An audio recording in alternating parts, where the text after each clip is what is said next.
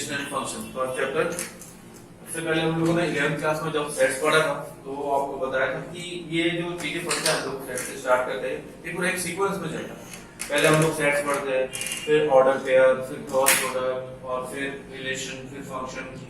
तो हम लोगों ने वहां पे सेट्स पढ़ा था अच्छे से, उसके बाद ऑर्डर पेयर भी पढ़ा, क्रॉस प्रोडक्ट भी पढ़ा, रिलेशन के डेफिनेशन पढ़ी, फंक्शन की डेफिनेशन, यहाँ तक हम लोगों ने वहां कर लिया था।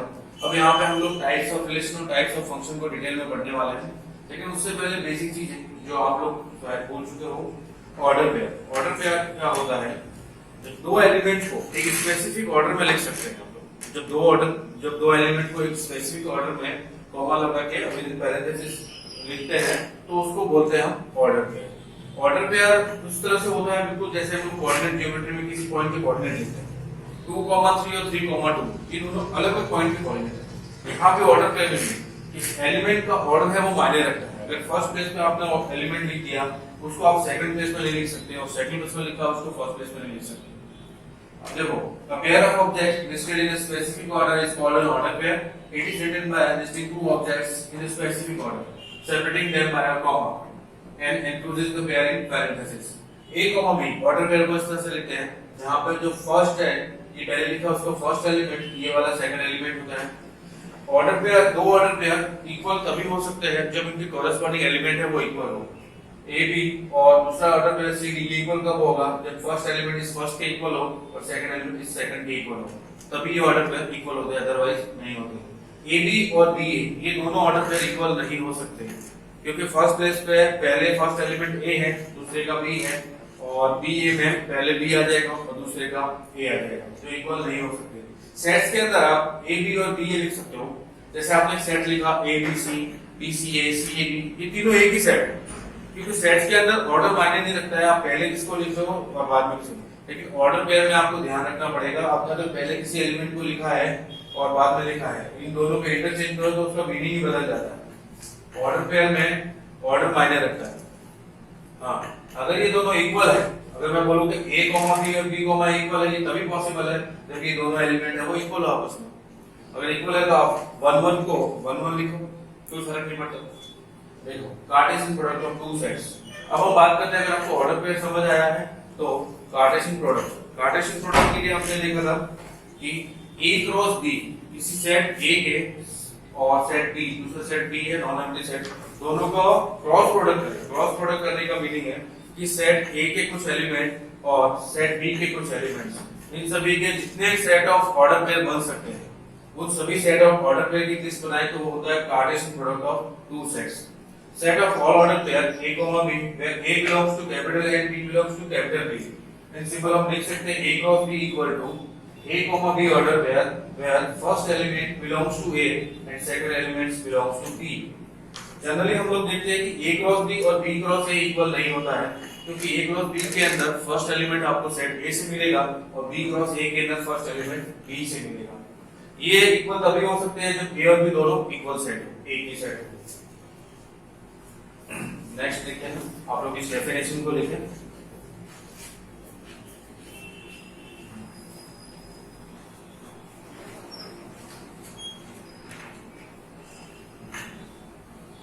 ये था अपना ऑर्डर पेयर और कार्टेशियन प्रोडक्ट। अगर आपको ऑर्डर पेयर समझ आया है, कार्टेशियन प्रोडक्ट क्या होता है? ए और बी, एक सेट ए है और एक सेट बी है। सेट ए के एलिमेंट लो फर्स्ट और सेट बी का सेकंड एलिमेंट, और जितने पॉसिबल ऑर्डर पेयर बन सकते हैं उन सभी की लिस्ट बना वो होता है आपका क्रॉस प्रोडक्ट ए और बी। अब total number of elements in Cartesian product, number of elements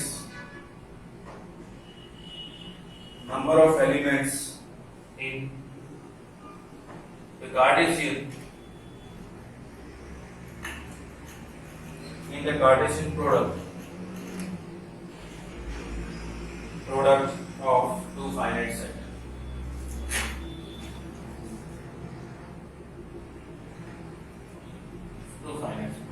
दो फाइनाइट सेट का आप कार्टेशियन प्रोडक्ट कर रहे हो, क्रॉस प्रोडक्ट कर रहे हो, तो उस क्रॉस प्रोडक्ट के अंदर टोटल कितने नंबर ऑफ एलिमेंट्स होंगे? मैं बोलता हूँ कि एक सेट A है जिसके अंदर नंबर ऑफ एलिमेंट्स है वो P, और दूसरा सेट बी है जिसके अंदर नंबर ऑफ एलिमेंट है वो क्यू है। तो ए क्रॉस बी में नंबर ऑफ एलिमेंट हो जाएंगे, number of element in A cross B वो हो जाएंगे p इनटू क्यू। इसका एक एग्जांपल देखते हैं। जैसे मैंने बोला ए सेट उसके अंदर 1 2 3 ये 3 एलिमेंट्स है और बी सेट है उसके अंदर a b ये 2 एलिमेंट। तो a क्रॉस b आपका हो जाएगा a cross b cross product क्या होता है? फर्स्ट एलिमेंट सेट A से मिलेगा और सेकंड एलिमेंट सेट B से, जितने ऑर्डर पेयर बन सकते हैं उन सभी का कलेक्शन। तो 1A आ जाएगा, 1B आ जाएगा, 2A आ जाएगा, 2B आ जाएगा, 3A आ जाएगा और 3B आ जाएगा। देखिए कितने नंबर ऑफ एलिमेंट्स हुए A क्रॉस B के अंदर? 1 2 3 4 5 6। क्या 3 into 2 6 होगा? तो हम इसको इस तरह से लिख सकते हैं 3 into 2 equal to 6 एलिमेंट्स हुए। इसमें 3 एलिमेंट A के 2 एलिमेंट B के, तो दोनों का प्रोडक्ट 6, एक ही एलिमेंट आएंगे A क्रॉस B के। तो total number of elements in A cross B कितने होते हैं? Number of elements in A और नंबर ऑफ एलिमेंट B दोनों का प्रोडक्ट करो तो number of elements in A cross B आ जाएगा। नेक्स्ट है, अब अपना टॉपिक स्टार्ट होता है relation.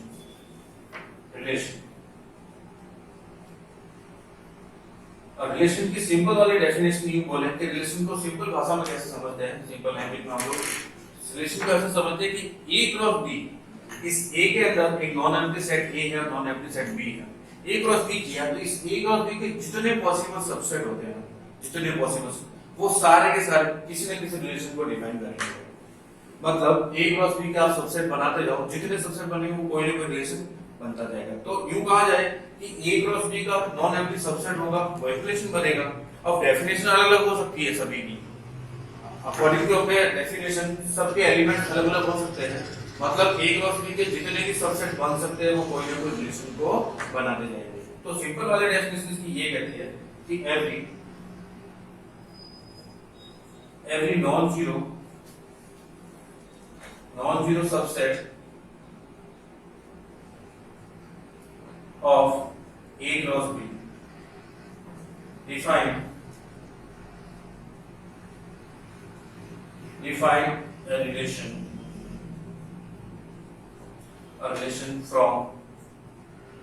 from set A to set B। अब ये आपको समझ आ गया होगा A क्रॉस B के जितने भी नंबर ऑफ सबसेट है वो किसी न किसी रिलेशन को बनाएंगे। तो अगर आपको set A to set B को रिलेशन चाहिए तो वो A क्रॉस B का सबसेट ही होगा। नेक्स्ट एक इसकी दूसरी डेफिनेशन है,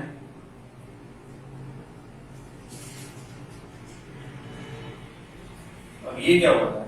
relation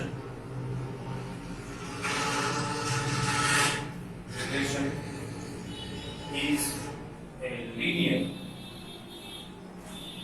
linear operation। Relation is a linear operation which establish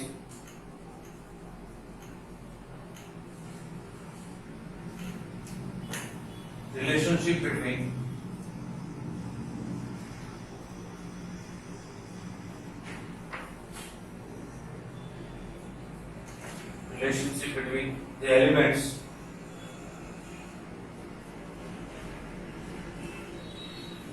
the elements of two sets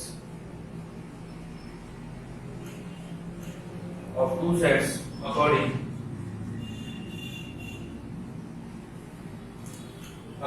to some definite rule। किसी डेफिनेट रूल के अकॉर्डिंग अगर दो एलिमेंट एक दूसरे से रिलेशनशिप में, उसी को हम रिलेशन बोलते हैं। Of definite rule of relationship.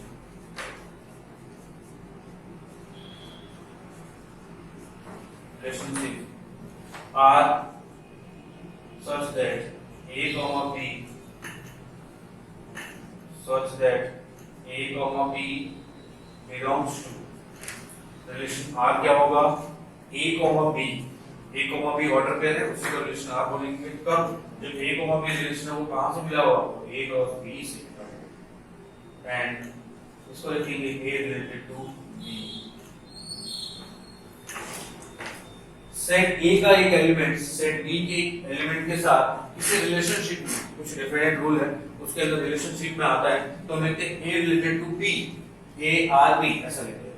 और अगर रिलेशन में नहीं है तो उसको लिखेंगे A is not related to B, अगर रिलेशन में नहीं है तो ऐसा लिखते हैं।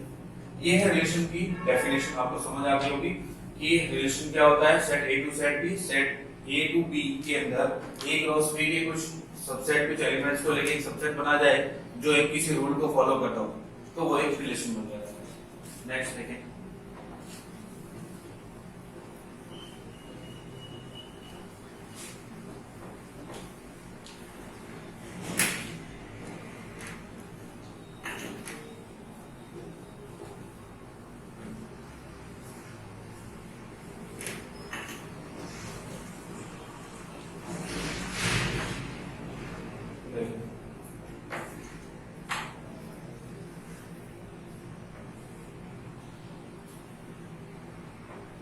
if R is a relation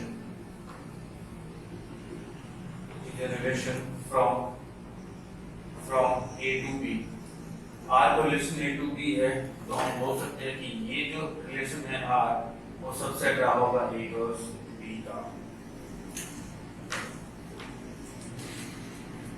R है R relation is a set of order pair. R is a set of order pair. Relation R है A to B, वो A comma B के ऑर्डर पेयर का एक set होगा। Order pair where each first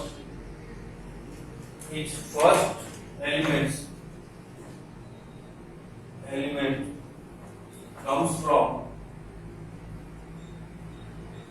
A and second from B.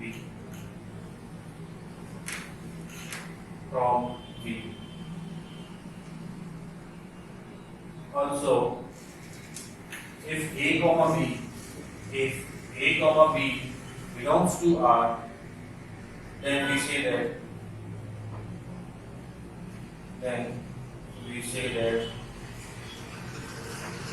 A is related to B. A is related to B.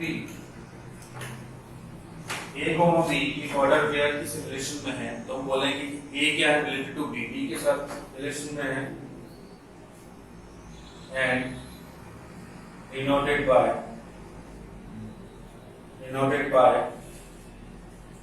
A related to B, जो भी आपको बताया। In particular, ये important है, in particular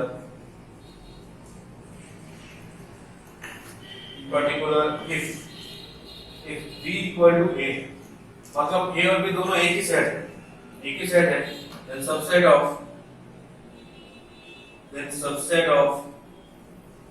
A cross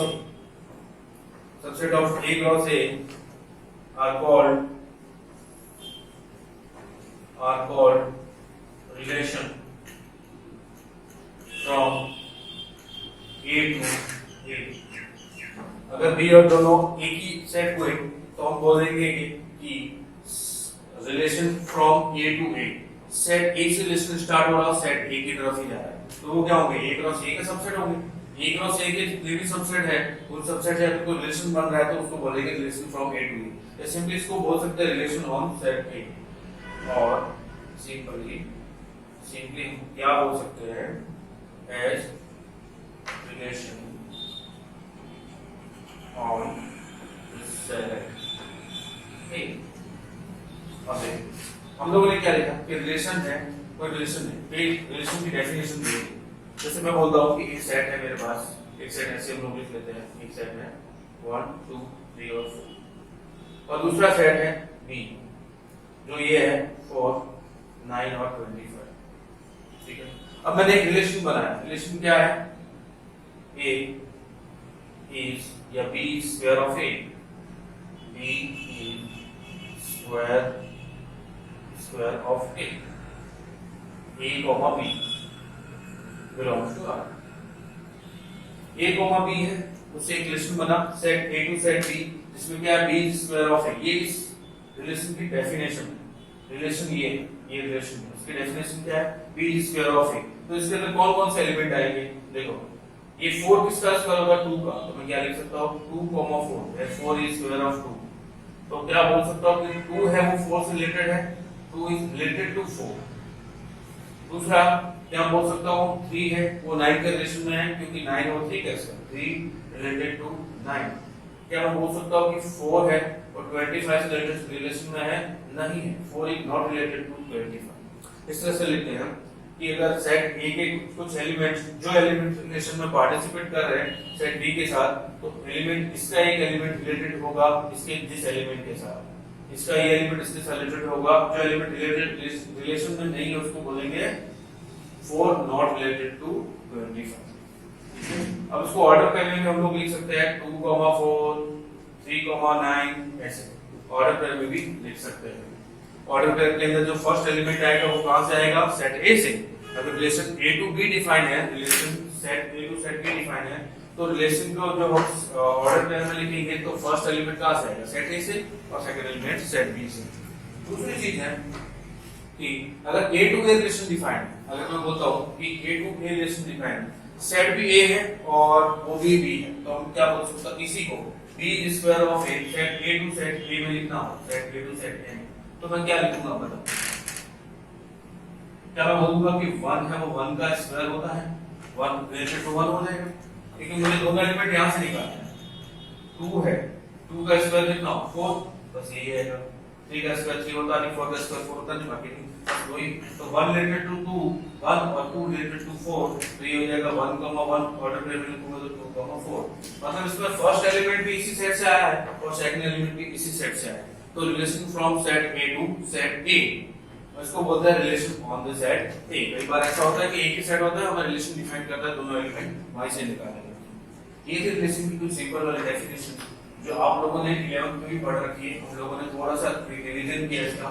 अभी हम कुछ question करते हैं जिससे रिलेशन और क्लियर हो जाए।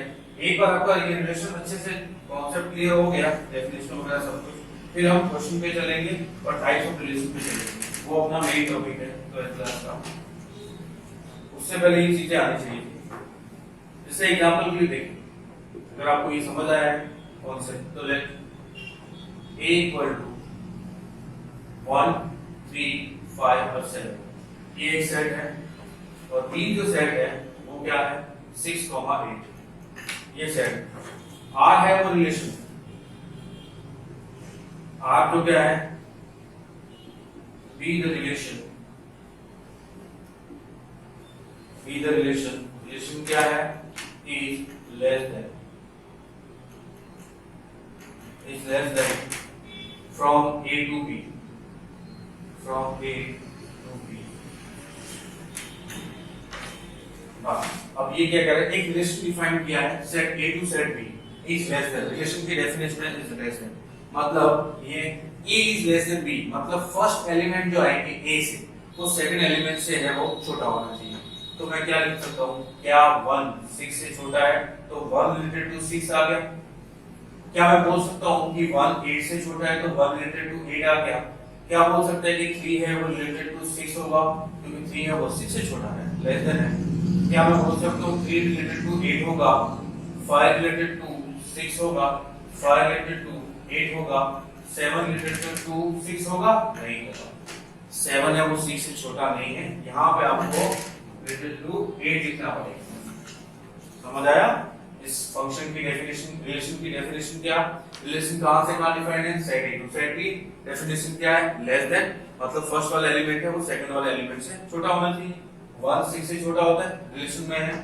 1 8 से छोटा है, रिलेशन में। 3 6 से छोटा, रिलेशन में। 3 8 से छोटा, रिलेशन में। 5 6 से छोटा, रिलेशन में। 5 8 से छोटा, रिलेशन में। 7 है वो 6 से छोटा नहीं है, तो नॉट रिलेशन में, रिलेशन में नहीं है, आप ऐसा भी लिख सकते हो। 7 दैट नॉट रिलेटेड टू 6 और 7 वो 8 से छोटा है तो रिलेशन में। अब आप इसको चाहो तो इस R को आप ऑर्डर पे में लिख सकते हो 1,6 1,8 3,6 3,8 5,6, 5,8 एंड 7,8, इस तरह से। तो हम लोग रिलेशन को इस तरह से लिखते हैं। डेफिनेशन इतनी गिवन होती है, दो सेट होते हैं, तो डेफिनेशन के अकॉर्डिंग जो जो एलिमेंट रिलेशन में आते हैं, ऐसा हो सकता है कई बार कि इस सेट के कुछ एलिमेंट हैं वो इस सेट के कुछ एलिमेंट के रिलेशन में नहीं हो। मतलब यहाँ पे कुछ एलिमेंट हो कैसे हो सकते हैं, इनका कोई रिलेशन ही नहीं है। यहाँ पे कुछ एलिमेंट ऐसा हो सकते हैं इनका कोई रिलेशन नहीं है। कभी ऐसा भी हो सकता है कि सारे एलिमेंट का रिलेशन हो इसके अंदर, कभी ऐसा हो सकता है कि इसके सारे एलिमेंट का हो लेकिन इसमें नहीं हो। ऐसे बहुत सारी चीजें बन सकती है रिलेशन में। देखो रिलेशन बताया था आपको 1 to 1, many 1, 1 to many और many to many, इतने टाइप के रिलेशन हो सकते हैं। ठीक है, ये हम रिलेशन को ऐसे लिख सकते हैं। एक और एग्जांपल से समझते हैं इसको। दूसरा एग्जांपल है ये फर्स्ट, ये सेकंड एग्जांपल। ये क्या बता रहा है, लेट a equal to 1, 2, 3 और 34।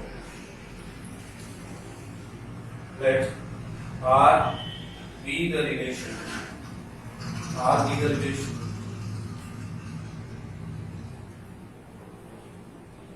is 1/4. Is 1/4 of on A. अब ये क्या कह रहा है, चलो सेट ए। अब यहाँ पे ध्यान देना, यहाँ पे तो दो सेट थे अलग अलग, यहाँ पे एक ही सेट, मतलब आपको फर्स्ट एलिमेंट भी उसी सेट से लेना है और सेकंड एलिमेंट भी। और डेफिनेशन क्या है, इज 1/4 ऑफ, मतलब फर्स्ट एलिमेंट है वो दूसरे एलिमेंट का 1/4 होना चाहिए।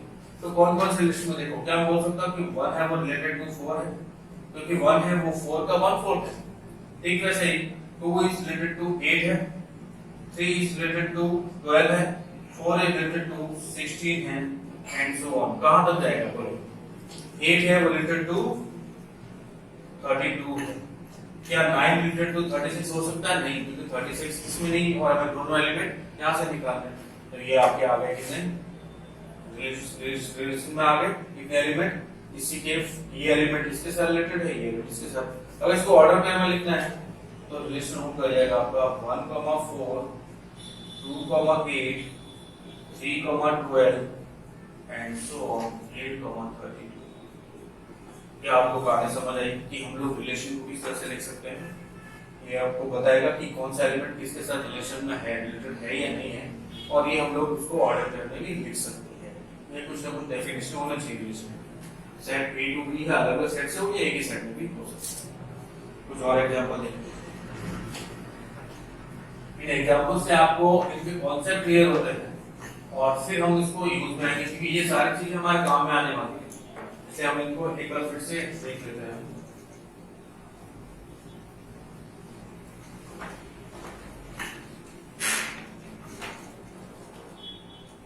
एक और छोटा सा एग्जांपल है। एक सेट है जिसके अंदर कुछ नेम सिटीज के जयपुर, पटना, कानपुर और लखनऊ। एक दूसरा सेट है बी जिसके अंदर नेम ऑफ स्टेट के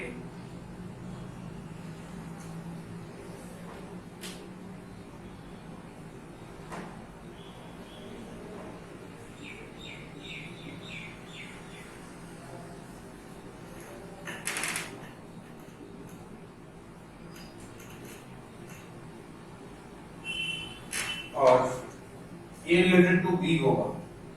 सेट ए का एलिमेंट सेट बी के एलिमेंट के साथ रिलेशन में कब कहलाएगा, कब कहलाएगा जब ए इज कैपिटल ऑफ बी।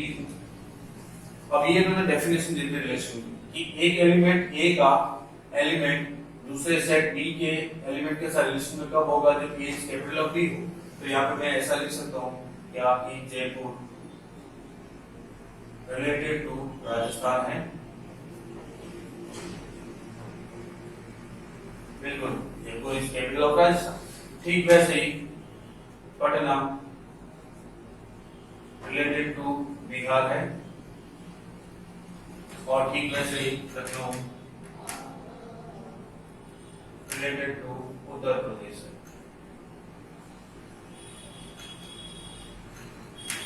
आप चाहो तो ऑर्डर पेयर में लिख सकते हो, तो रिलेशन आ जाएगा ऑर्डर पेयर में जयपुर, राजस्थान, पटना, बिहार और लखनऊ, उत्तर प्रदेश।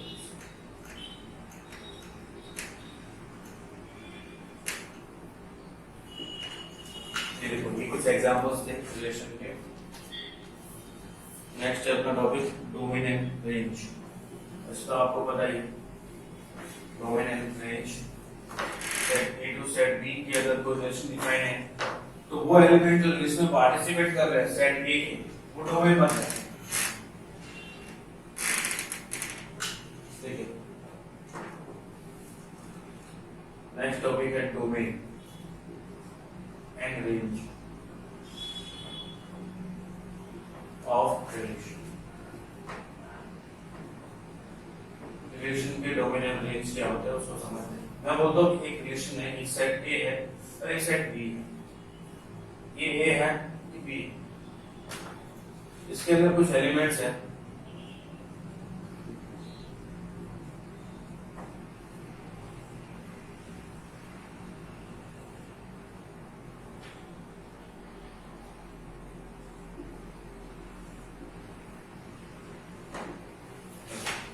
ये सेट ए से सेट बी में इस तरह से एक रिलेशन बना हुआ है। इसके अंदर मैं बोल सकता हूं कि ए जो है वो रिलेटेड टू है 3, बी जो है वो रिलेटेड टू है एंड बी जो है वो रिलेटेड टू है 4 और सी जो है वो रिलेटेड टू है 3 और डी जो है वो रिलेटेड टू है 5 एंड ई जो है वो रिलेटेड टू है 6। ये कुछ रिलेशन आ गए, कुछ एलिमेंट जो रिलेटेड थे वो हमने बता दिए सेट ए से सेट बी का। तो डोमेन ऑफ आर, इस रिलेशन का डोमेन क्या होगा? डोमेन अगर रिलेशन है वो ए टू बी में है रिलेशन, तो ए के वो एलिमेंट जो रिलेशन में पार्टिसिपेट कर रहे हैं वो एलिमेंट्स है वो डोमेन में आ जाएंगे। जैसे कौन कौन से कर रहे हैं? A B C D E. F नहीं कर रहा है तो एफ नहीं आएगा। A B C D E. और रेंज वो एलिमेंट जो बी सेट के वो एलिमेंट जो रिलेशन में पार्टिसिपेट कर रहे हैं, जैसे 1 3 4 5 6 1 3 4 5 6। वो एलिमेंट जो रिलेशन में पार्टिसिपेट कर रहे हैं, ए टू बी रिलेशन है तो ए वाले एलिमेंट जो रिलेशन में होंगे वो डोमेन और बी वाले रेंज। अगर बी टू ए है तो बी के एलिमेंट जो रिलेशन में है वो डोमेन और ए के रेंज बन जाएंगे। और इसके सभी एलिमेंट, सारे के सारे एलिमेंट, ये जितने भी सभी, इनको बोलते हैं कोडोमेन। ये डोमेन, सारे के सारे कोडोमेन और रेंज। तो रेंज जो होता है वो हमेशा कोडोमेन का सबसेट होता है। Range is always subset of codomain, क्योंकि रेंज कहां से मिलते हैं? कोडोमेन में से। कोडोमेन तो सारे के सारे होंगे और रेंज के हो सकता है सारे हो जाए, हो सकता है कुछ भी हो, कुछ ही हो, क्योंकि जरूरी नहीं कि सारे एलिमेंट है वो रिलेशन में होंगे। और अगर ए से बी तक, ए से बी में कोई एलिमेंट है, ए का एलिमेंट बी के साथ रिलेशन में है, तो इसको, इस 3 को ए की इमेज बोलते हैं। 3 इज इमेज ऑफ बी। इसकी इमेज कौन सी है? 3। इसकी इमेज कौन सी है? 1 और 4। इसकी इमेज कौन सी है? 3। इसकी इमेज कौन सी है? 5 की इमेज। और ये इसकी प्री इमेज होती है। जैसे 1 की प्री इमेज कौन सी? बी। 3 की प्री इमेज ए। 4 की प्री इमेज बी। 5 की प्री इमेज बी। ये प्री इमेज, इधर से चलोगे तो इमेज, इधर से चलोगे तो प्री इमेज। और ये डोमेन, रेंज और कोडोमेन। चलो इसको हम लिखते हैं। डोमेन एंड रेंज क्या होने वाला है? If R is a relation, R is a relation from A to B, from A to B, then the set of first elements of ordered pair. First element of ordered pairs in R is called domain. is called domain of R and the set of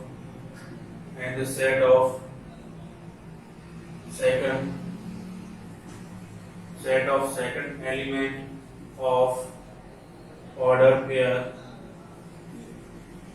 second element of order pairs in R is called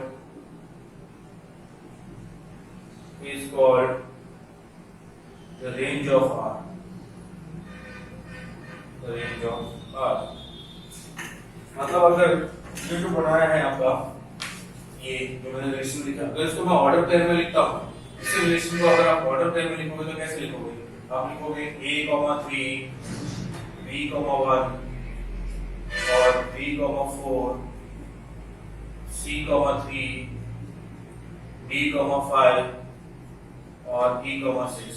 तो यहाँ पे ये कहना है इनका कोई relation order pair में जो लिखा हुआ है इसके अंदर जो फर्स्ट एलिमेंट है ऑर्डर पेयर के जितने भी ऑर्डर पेयर है, इस रिलेशन के अंदर जितने ऑर्डर पेयर है सभी ऑर्डर पेयर के जो फर्स्ट एलिमेंट वो इस रिलेशन के डोमेन होते हैं, और जो सेकंड एलिमेंट है सभी ऑर्डर पेयर के सेकंड एलिमेंट वो इस रिलेशन के रेंज होते हैं। अब इसको सिंबल की फॉर्म में कैसे लिखोगे? सिंबल की फॉर्म में लिखना है तो डोमेन ऑफ R जो होता है वो होगा x, कौन सा x, x, y, order pair का x जो कि ऑर्डर पेयर किसमें हो, रिलेशन में हो। वो ऑर्डर पेयर जो रिलेशन में है R के लिस्ट में जितने भी ऑर्डर पेयर आते हैं उसका फर्स्ट एलिमेंट है वो डोमेन होता है, और रेंज ऑफ R वो क्या होता है? रेंज ऑफ R वो होता है सेकंड एलिमेंट। इसका सेकंड एलिमेंट ऑर्डर पेयर का, कौन सा ऑर्डर पेयर जो इस रिलेशन में है, इस रिलेशन के अंदर जितने ऑर्डर पेयर है उसका सेकंड एलिमेंट है वो रेंज होता है। चलिए अब हम लोग क्या करते हैं, आपको पता है रेंज सबसेट ऑफ कोड में। अब हम लोग कुछ क्वेश्चन करते हैं जिसमें डोमिनल रेंज फाइंड करनी है, वो कैसे करते हैं। ये अपना बेसिक है जो हम लोगों ने 11th क्लास में पढ़ा है, उसको जल्दी से थोड़ा रिवीजन कर लेते हैं ताकि जब टाइप्स ऑफ रिलेशन पढ़ेंगे उसकी ये टर्म यूज होगी तो आपको ऐसा ना लगे कि इस टर्म का मतलब क्या है। फिर से हमको 11th की तरफ मूव करना पड़ेगा, तो हम लोग उसका पहले थोड़ा सा एक बार रिवीजन कर लेते हैं, कॉन्सेप्ट देख लेते हैं, छोटे छोटे एग्जांपल से इन चीजों को समझने की कोशिश करते हैं। एग्जांपल ए जो दे रखा है 1, 3, 5 और 7, फॉर एग्जांपल सेट बी है वो क्या बोल रहा है 2, 4, 6, 8, और रिलेशन है, रिलेशन क्या है, relation A related to B बता रहा है कि A is greater than B. Relation ये है, रिलेशन की डेफिनेशन दे दी कि ए है वो बी से बड़ा होना चाहिए, तो मैं इसको सीधा ऑर्डर पेयर में लिखता हूँ या फिर पहले उसको मैं लिखता हूँ क्या 1 इसमें से किसी से बड़ा है? नहीं। 3 किसी से बड़ा है? हाँ। 3 इज रिलेटेड टू 2 क्योंकि 3 2 से बड़ा है, 3 4 से बड़ा और किसी से बड़ा नहीं। 5 किससे बड़ा है? 5 है वो 2 से बड़ा है और 5 है वो 4 से बड़ा है, तो 5 greater to and 5 greater to 4। और 7 किससे बड़ा है? 7 है वो 2 से बड़ा है, 7 है वो 4 से बड़ा है, और 7 जो है वो 6 से बड़ा है। समझ आए? तो ये होगा। अब इसको मैं ऑर्डर कर लेता हूँ 3, 2, 5, 2, 5, 4, 7, 2, 7, 4 और 7, 6। अब इसके आपको मैंने डोमेन पूछी तो डोमेन आप क्या बताओगे, और रेंज पूछा तो क्या बताओगे आप? रेंज। डोमेन तो आप बताओगे फर्स्ट एलिमेंट, इस रिलेशन के अंदर जितने भी ऑर्डर पे उनके फर्स्ट एलिमेंट के 3, 5, 7, 3, 5 और 7 ये आपका डोमेन आ गया। रेंज सेकंड एलिमेंट 2, 4 और 6, 2, 4 और 6 ये आपकी रेंज आ गई। इस तरह से हम पहले रिलेशन जो डेफिनेशन दे रखी है दो सेट के बीच में ए से बी में कोई रिलेशन दिखा उसकी डेफिनेशन दे दी, तो पहले रिलेशन बनाओ उसके ऑर्डर पेयर में लिख दो ऑर्डर पेयर की फॉर्म में, और फिर सभी ऑर्डर पेयर के first element domain, second element range, ऐसे डोमेन और रेंज फाइंड कर लिया। एक और चलो अच्छा सा क्वेश्चन करते हैं।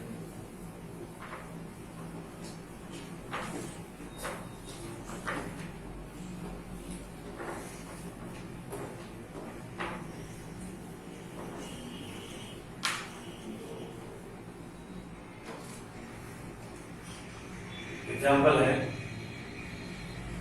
that a equal to 1, 2, 3, 4 and 6, let R be the relation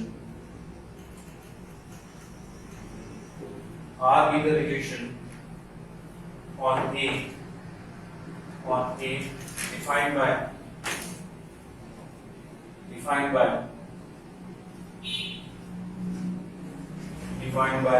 A comma B, where A comma B belongs to A, or definition of B is exactly divisible by A. ये बोल रहा है लेट A है, A के कुछ element दे रखे हैं, set दे रखा है और R रिलेशन को डिफाइन कर दिया। रिलेशन R क्या है?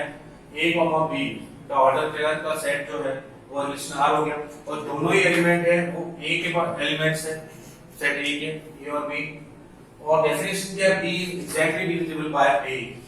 तो क्या मैं बोल सकता हूँ कि 1 है वो 1 को डिवाइड करता है? बिल्कुल करता है। 1 और किस को करता है? 2 को करता है। 1 3 को करता है, 1 4 को डिवाइड करता है और 1 है वो 6 को डिवाइड करता है। क्या मैं बोल सकता हूँ कि 2 है वो 2 को डिवाइड करेगा और 2 है वो 4 को डिवाइड करेगा और 2 है वो 6 को डिवाइड करेगा? क्या मैं बोल सकता हूँ 3 है वो 3 को डिवाइड करेगा और 3 है वो 6 को डिवाइड करेगा? या 4 को डिवाइड करेगा और 6 है वो 6 को डिवाइड करेगा? क्या आपको समझ आया कौन से एलिमेंट किस एलिमेंट के साथ रिलेशन में रिलेटेड है, किसके साथ? अब इसको ऑर्डर पेयर की फॉर्म में आपको लिखना है तो आप लिख सकते हो 1, 1, 1, 2, 1, 3, 1, 4 और 1, 6, 2, 2, 2, 4, 2, 6, 3, 3, 6, 4, 4 और 6, 6। ये एक रिलेशन बनता है ऑर्डर पेयर की फॉर्म। अगर आपसे डोमेन पूछा है तो अब इसके डोमेन आपको बताने हैं, तो डोमेन आपके क्या होता है? फर्स्ट एलिमेंट क्या है? 1 है, 2 है, 3 है, 4 है, 6 है। 1, 2, 3, 4 और 6। सेकंड एलिमेंट क्या? रेंज पूछा आपसे। सेकंड एलिमेंट देखो इन सब के अंदर 1 आ रहा है, 2 आ रहा है, 3 आ रहा है, 4 आ रहा है और 6 आ रहा है। तो 1, 2, 3, 4 और 6 ये रेंज है। तो आपको अगर डेफिनेशन गिवन रिलेशन की तो रिलेशन डिफाइन करके ऑर्डर पेयर बना के और आप डोमेन और रेंज इजीली फाइंड कर सकते हैं। नेक्स्ट है एक और अच्छा सा क्वेश्चन है और फिर हम लोग चलेंगे टाइप्स ऑफ रिलेशन की तरफ। पहले कुछ एग्जांपल देख लेते हैं, कॉन्सेप्ट है वो एकदम क्लियर हो जाए, लॉजिक समझ में आ जाए।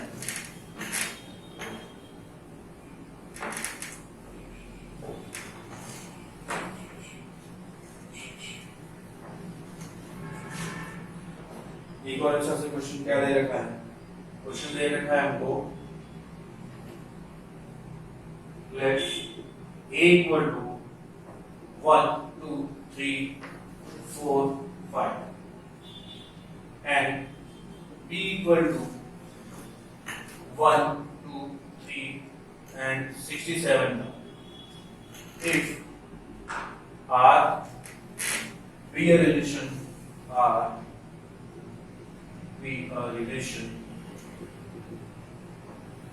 from the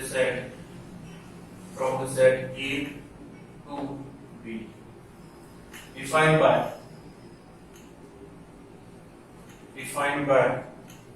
first that each square of A is square root of और सेकंड जो है इज क्यूब रूट ऑफ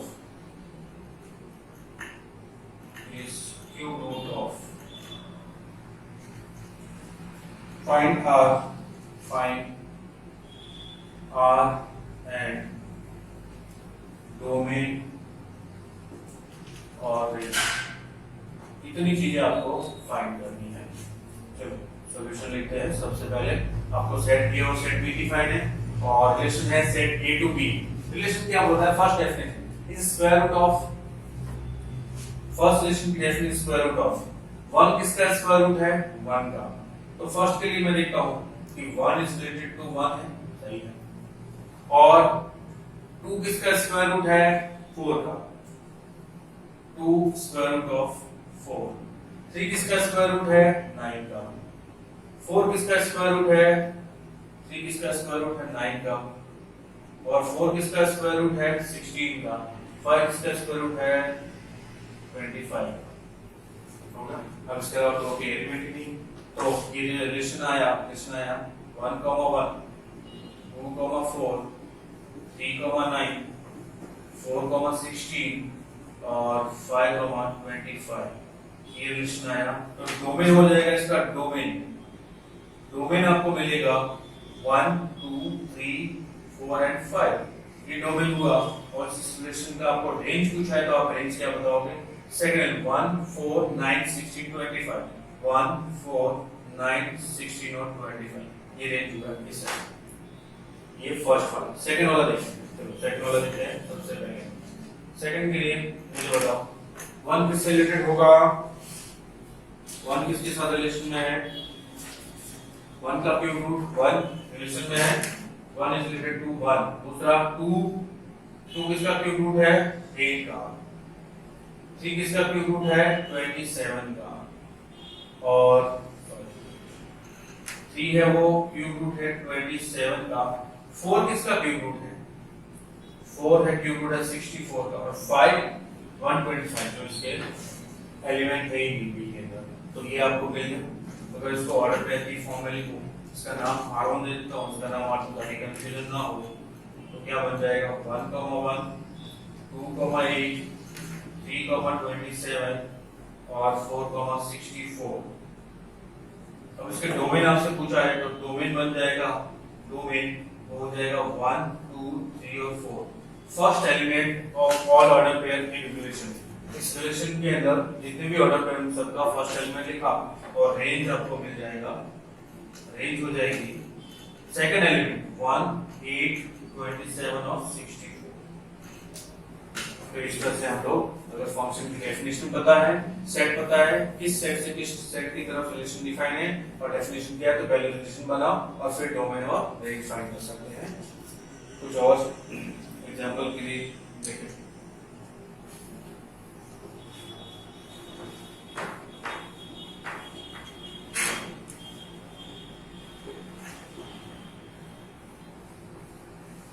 आपका एनसीईआरटी और बोर्ड में इससे अच्छे खासे क्वेश्चन है और पूछे भी जाते हैं। जेई में से रिलेटेड बहुत कम पूछे जाते हैं, ना के बराबर सिर्फ फंक्शन से पूछा जाता है। तो हम जेई के लिए उसको अच्छे से पढ़ेंगे। अब इस चीज को हम बोर्ड के लिए अच्छे से तैयार कर लेते हैं, क्योंकि हमको अब 12th में दोनों चीजों का ध्यान रखना है। जैसे हम लोग 11th में सिर्फ जेई के पीछे भाग रहे थे, बोर्ड को सिर्फ हम लोगों ने एक बार पढ़ा था, लेकिन यहाँ पे आपको दोनों चीजों को ध्यान रखना है, बोर्ड को भी और क्योंकि बोर्ड में भी आपको 75% कम से कम चाहिए और जेई के लिए। तो देखिए that R P the relation R be the relation on Z defined by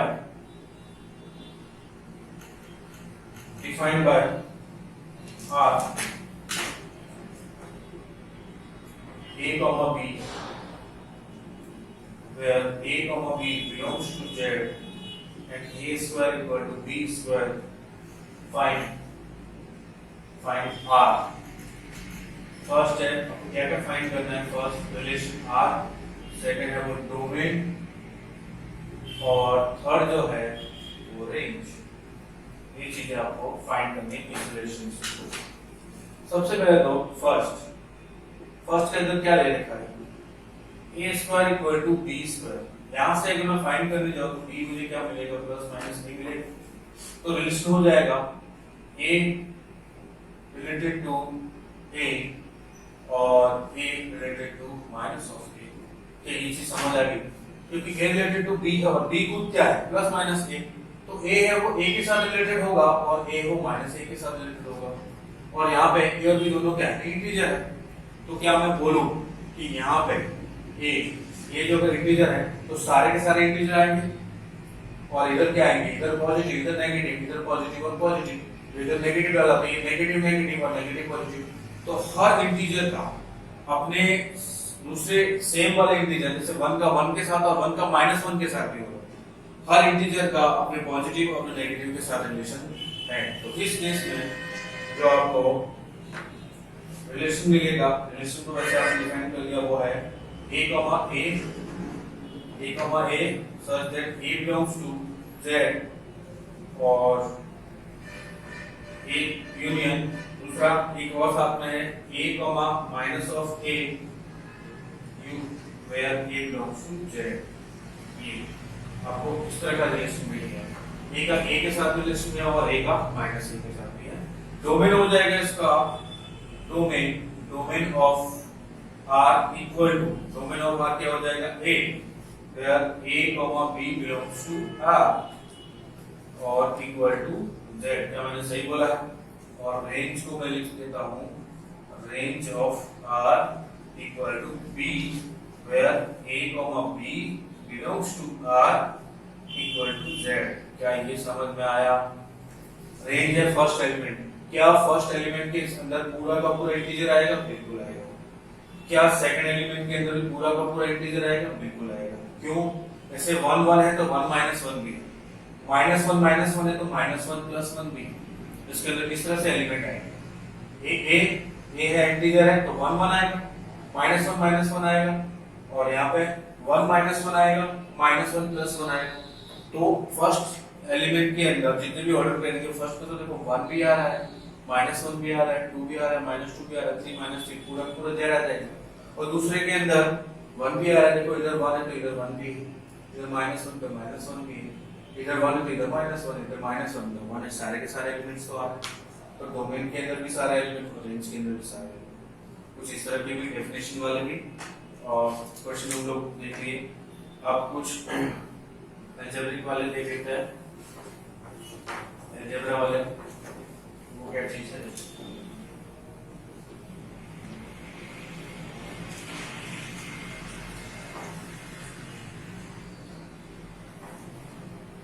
question पूछा है आपसे, डिटरमाइन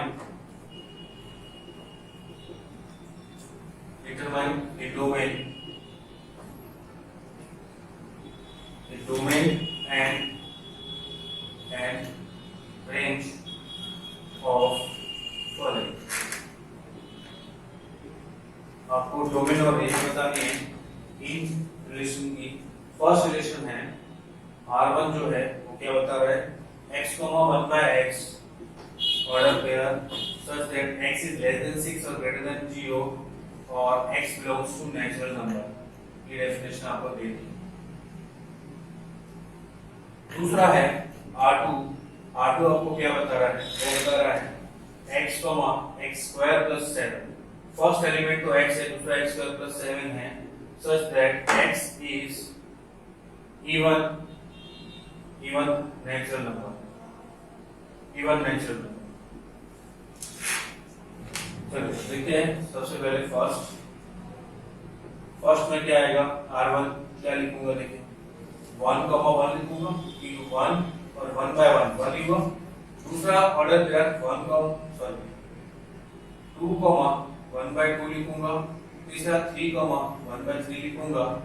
4, 1/4 लिखूंगा और 5, 1/5 लिखूंगा। क्या इससे आगे लिख सकता हूँ? नहीं। मैंने बोला x है वो 0 से 6 के बीच में ही होना चाहिए और वो भी नेचुरल नंबर ही होना चाहिए। ये R1 हो गया। अब इसका आपको डोमेन लिखना है तो डोमेन लिख सकते हो। इसका डोमेन हो जाएगा, डोमेन हुआ फर्स्ट एलिमेंट सभी ऑर्डर करेगा 1 2 3 4 5, 1 2 3 4 एंड 5। ये डोमेन आ गया। रेंज आपको मिल जाएगा सेकंड एलिमेंट 1, 1/2, 1/3, 1/4 एंड 1/5। ये सेकंड एलिमेंट आ गया। अब R2 लिखते हैं। R2 में क्या बोला है, x है वो इवन नेचुरल नंबर है। इवन नेचुरल नंबर मतलब 2 4 6 7 ये सब। और आपको ऑर्डर पे बनाने हैं 2, तो 2² 4 + 7 कितना हुआ 11। तो फॉर्म फाइंड करो। दूसरा ऑर्डर गया 4 क्या हो जाएगा 4 का square 16 plus 7 4 16 plus 7 23। Next 6 36 plus 7 43। Next 8 का square 64 plus 7 71 and so on. ये चलता जाएगा क्योंकि infinite number of even natural number है। ये आपको मिल गया सेकंड वाला। अब इसका अगर आपको डोमेन पूछा जाए तो डोमेन आप क्या बताओगे? First element 2 4 6 8 and so on. Infinite set है ये और रेंज हो जाएगा आपका 11 23 43 71 एंड सो ऑन। ये आपका डोमेन ऑफ रेंज। इस तरह के क्वेश्चन को हम लोग ऐसे रेंज और डोमेन फाइंड करते हैं। कुछ और देखते हैं, एक अच्छा सा क्वेश्चन और देख लेते हैं। फिर हम लोग बढ़ते हैं नेक्स्ट नंबर ऑफ रिलेशन और टाइप्स ऑफ रिलेशन। आज हम लोग बेसिक चीजें करेंगे। कल से हम लोग अपने 12th वाला जो है डिस्कस करेंगे, रिफ्लेक्सिव सिमेट्रिक और ये सब। ये तो हम लोग कल से स्टार्ट करते हैं। क्वेश्चन पूछा है लेट x इक्वल टू 1 2 3 4 5 6 7 8 और 9। Let R be a relation on x given by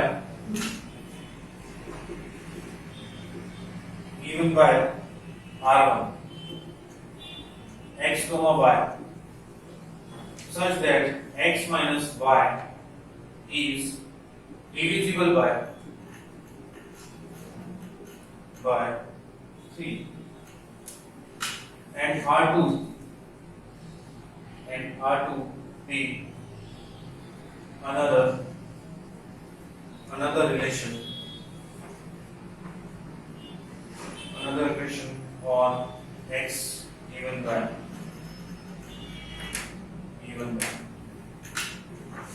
R2 क्या है? R2 x comma y such that x or y subset of 1 4 7 और x comma y जो है सबसेट ऑफ 2 5 8 और x comma y is subset of 3 6 9। ये आपको prove करना है show that R1 equal to R2। R1 और R2 दोनों लिस्ट एक ही है, आपको प्रूव करना है। सबसे पहले R1, चलो हम सबसे पहले R1 लिखने जा रहे हैं। R1 क्या बोलता है? R1 के अंदर आपको ऑर्डर पे लिखने हैं एक ही सेट के, और वो ऑर्डर में रिलेशन क्या है कि दोनों का डिफरेंस है वो डिविजिबल बाय 3 होना चाहिए। चलिए 1 का किसके साथ डिफरेंस है वो डिविजिबल बाय 3 होगा? 1 का 4 के साथ, तो 1 4। 2 का और किसके साथ? 1 का 1 7 1 और 7 इनके साथ डिफरेंस करूंगा तो डिविजिबल बाय 3 आएगा। 1 8 के साथ नहीं आएगा, 1 9 के साथ नहीं आएगा। 2 का 2 5 और 2 8 3 का 3 6 और 3 9 3 6 और 3 9। फिर 4 का किसके साथ करोगे कि डिफरेंस है वो आ जाए 4 और 7 ये आ गया आपका 4 और 7। इन दोनों का डिफरेंस है वो डिविजिबल बाय 3 होता है। 4 और 9 नहीं होगा। फिर 5 का किसके साथ डिफरेंस है वो डिविजिबल बाय 3 होगा? 5 का 8 के साथ, ये 5 का 8 के साथ। फिर 6 का 9 के साथ। फिर 7 का किसके साथ डिफरेंस करूं? 7 का डिफरेंस नहीं होगा, बस इतना ही आएगा। ये है आपका R1।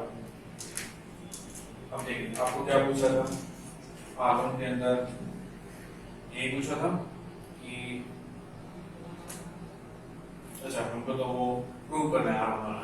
अब देखिए क्या मैं बोल सकता हूँ R1 को, अच्छा ये भी तो आएंगे 1 यहाँ तक 4 तक हम लोग ले लिया, 4 और 7 और कुछ नहीं,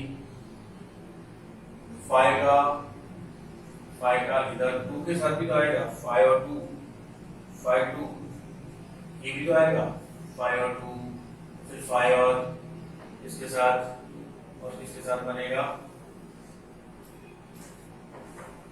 5 और 5, 5 और 5, इस तरह से ये और भी बनते जाएंगे। लेकिन कुल मिला के होगा कैसे?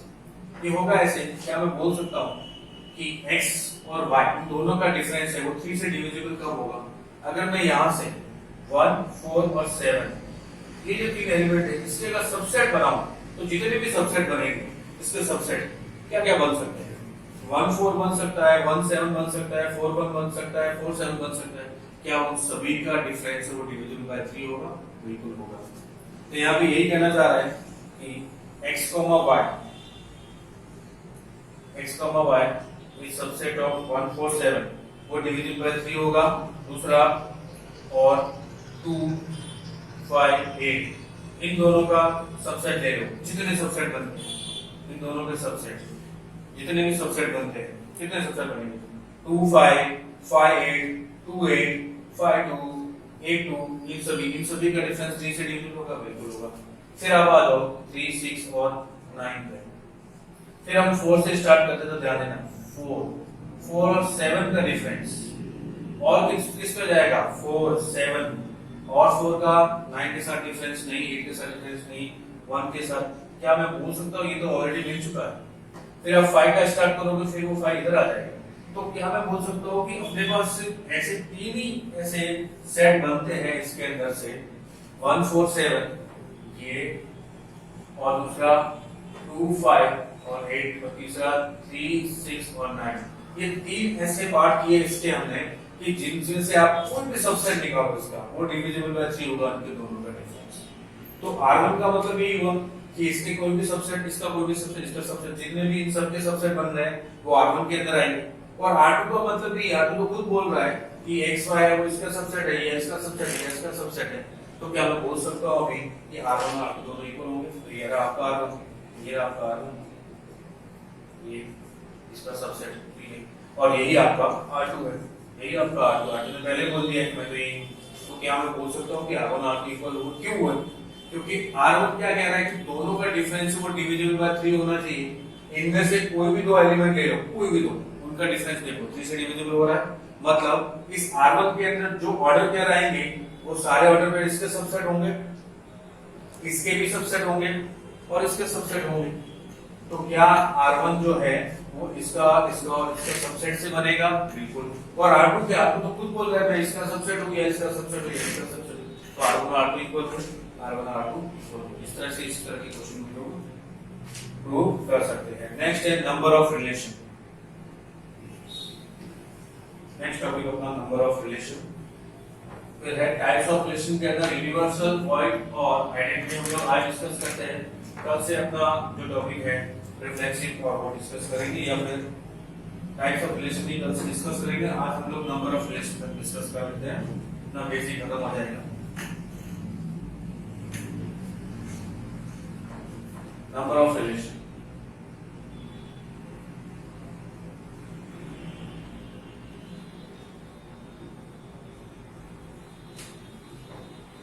चलिए नंबर ऑफ रिलेशन क्या है आपको बताया था इसको डेफिनेशन में कि रिलेशन को हम लोग सिंपल लैंग्वेज में क्या बोलते हैं कि relation A to B relation क्या होता है?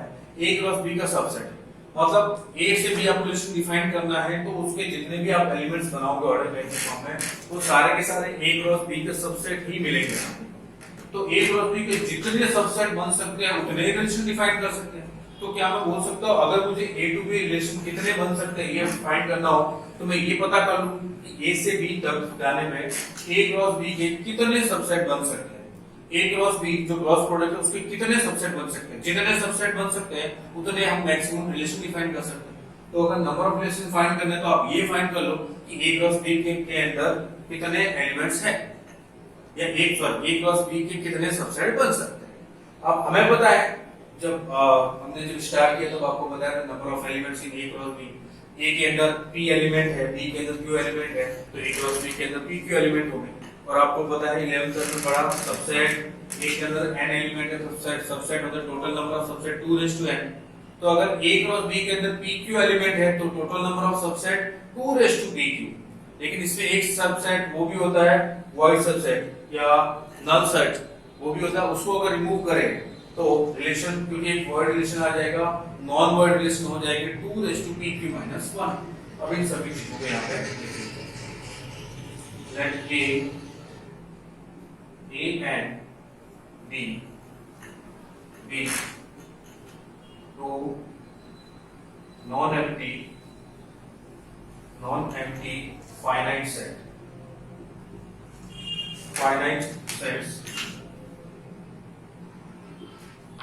sets consisting of m and n elements, respectively.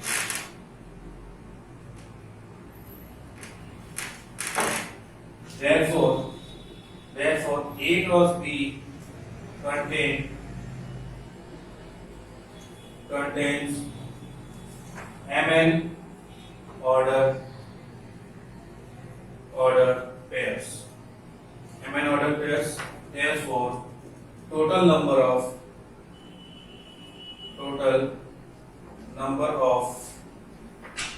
subsets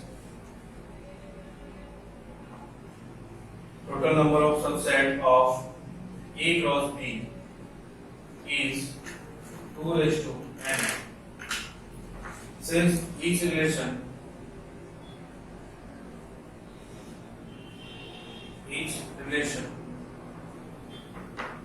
from A to B is a subset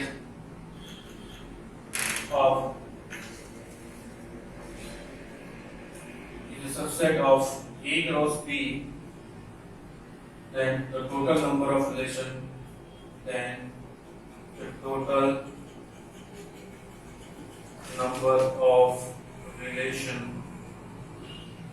from A to B कितना हो जाएगा is 2mn।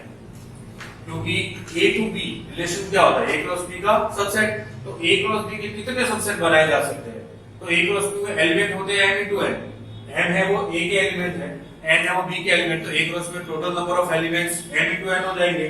तो m into n से कितने नंबर ऑफ सबसेट बनाए जा सकते हैं, 2mn। तो total number of subset 2mn। अब इसके अंदर अगर मैं बोलता हूं कि total number of non void subsets, total number of non void subset वो क्या होंगे। आप एक तरीका तो ये, दूसरा तरीका क्या है, जैसे total number of subset, total number of elements कितने एक और बी के अंदर mn है। अब mn में से आप एक एक एलिमेंट निकाल के भी सबसेट बना सकते हो, दो भी निकाल के बना सकते हो, तीन भी निकाल के बना सकते हो सबसेट, और सारे के सारे निकाल के भी बना सकते हो सबसेट। तो ये कितना होता है हमें पता है, आपने बाइनोमियल के अंदर पढ़ा। अगर यहाँ पे mnc 0 ओवरराइड होता तो 2mn होता, 2mn। अब इसमें एक नहीं तो माइनस होगा, ये टोटल नॉन वॉइड। आप 2mn को भी इसी तरह से फाइंड कर सकते हो। तो total number of non void subset या रिलेशन बोल सकता हूं, non void relation from A to B, जहां पे A के अंदर n एलिमेंट्स और B के अंदर एलिमेंट्स है, वो होता है 2mn - 1। अगर आपको यही पूछा जाए total number of relation from A to A पूछा है, A में कितने एलिमेंट्स है m, तो A क्रॉस A में कितने हो जाएंगे m into m स्क्वायर। तो m into m, A cross A के total number of subset 2m square, और total number of relation from B to B वो हो जाएगा 2 रेज टू n स्क्वायर। ठीक है, चलो इसका एक क्वेश्चन कर लेते हैं, आप लोग डेफिनेशन लिख देना। एक क्वेश्चन कर लेते हैं इसका नंबर ऑफ रिलेशन का, और उसके बाद टाइप्स ऑफ रिलेशन जो अपना मेन टॉपिक है 12th क्लास का वो कल से डिस्कस करते हैं। आज हम लोगों ने सिर्फ रिवीजन किया 11th क्लास का, कुछ कॉन्सेप्ट काम में आने वाले सारे।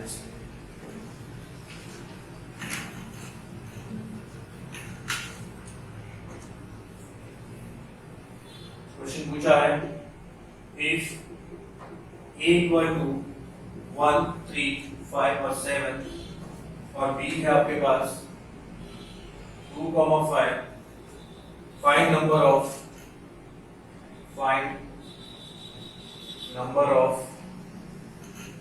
of relation from a to b, number of relation a to b find करनी है। तो सबसे पहले सॉल्यूशन में लिखेंगे number of elements in a कितने हैं 4, number of elements in b कितने हैं 2, तो number of elements in a plus b कितने होंगे 4 into 2 8 हो जाएंगे। तो number of relation and total number of subset